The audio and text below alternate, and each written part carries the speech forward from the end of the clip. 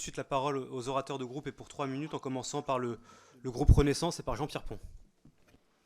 Merci, Monsieur le Président. Merci, Monsieur le Ministre, de votre présence, surtout avant le Conseil européen, et surtout de nous écouter les remontées de terrain, mais que vous connaissez parfaitement bien. Monsieur le Ministre, nos pêcheurs français viennent de traverser plusieurs tempêtes. Le Brexit, dans un premier temps, et les conditions difficiles de négociation avec les Britanniques pour l'obtention des licences de pêche. La crise sanitaire, dans un second temps, amenant les bateaux à rester à quai pendant plusieurs mois. Et enfin, la crise énergétique avec l'augmentation du prix du gasoil. Avec l'aide du gouvernement français et de l'Union européenne, les pêcheurs ont tenu bon, démontrant ainsi la certitude d'un avenir durable pour la pêche. La pêche française n'est pas foutue, comme l'affirment de manière scandaleuse et défaitiste certains politiciens. Néanmoins, des nuages se profilent à l'horizon. Certes, le plan d'accompagnement individuel doté de fonds européens va permettre d'assainir certaines situations. Ce plan est souvent mal compris ou mal interprété. Et il serait souhaitable, Monsieur le Ministre, d'en rappeler les grandes lignes à notre commission.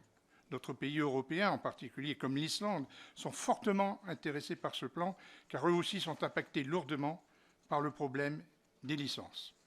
Vous l'avez rappelé tout à l'heure, Monsieur le Ministre, avec 2026 déjà en ligne de mire, les nouvelles discussions avec les Britanniques ne seront pas faciles.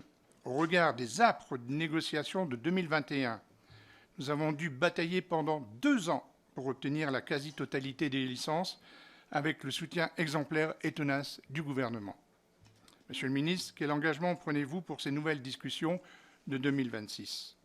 En plus des licences, il y a la diminution dans les eaux britanniques de quotas perdus fixés à 5% par an pendant 5 ans, soit 25% au total.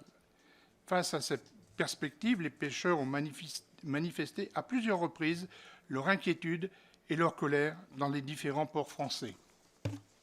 Monsieur le ministre, quelle sera votre position dans les négociations 2026 sur les quotas ? Mais vous avez aussi déjà répondu sur la pluriannualité qui doit assurer une meilleure visibilité à nos pêcheurs pour la gestion de leur entreprise. Et maintenant s'ajoutent aussi les aires marines protégées, espaces délimités en mer afin de pérenniser la conversion de la nature et les services écosystémiques, véritables valeurs culturelles, dans lesquelles, c'est-à-dire surtout les zones naturelles de mille, le Conseil européen veut interdire la pêche aux arts traînants. De même, pouvez-vous préciser votre point de vue sur les techniques controversées, comme la pêche électrique, même si elle est interdite dans nos eaux et les pratiquons encore ailleurs, et la Seine danoise, dont nous avions demandé l'interdiction, mais qui pour l'instant reportée en attendant d'autres éléments pour prendre une décision. Voilà, Monsieur le Ministre, je vous remercie pour les réponses que vous pourriez nous apporter. Merci beaucoup.